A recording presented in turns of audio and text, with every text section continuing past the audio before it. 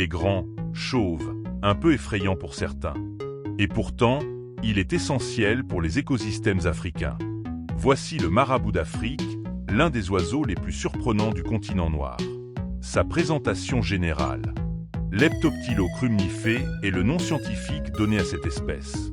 La famille comprend des cigognes, Ciconidae.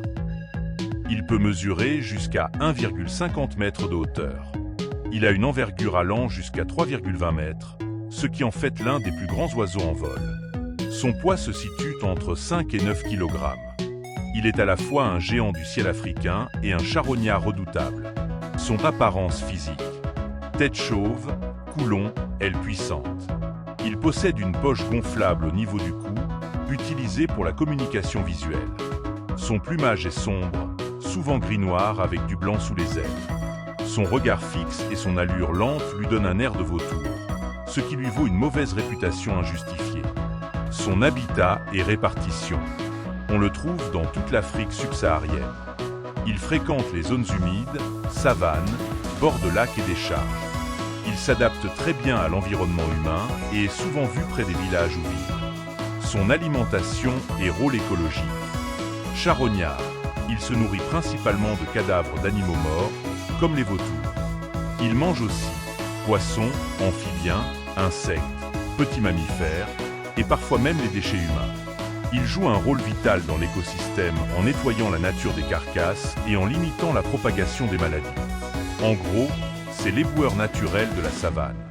Son comportement et vie sociale. Généralement calme et silencieux, il peut vivre seul ou en petits groupes. Il est parfois observé en compagnie de vautours, partageant les mêmes festins. Il est très intelligent dans sa façon de chercher la nourriture, profitant parfois des incendies ou de la chasse humaine pour se nourrir. Son mode de reproduction.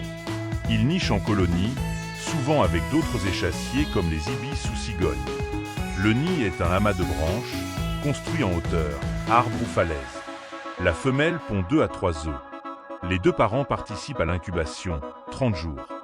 Les petits sont nourris par régurgitation et mettent plusieurs mois avant de voler. Son statut de conservation.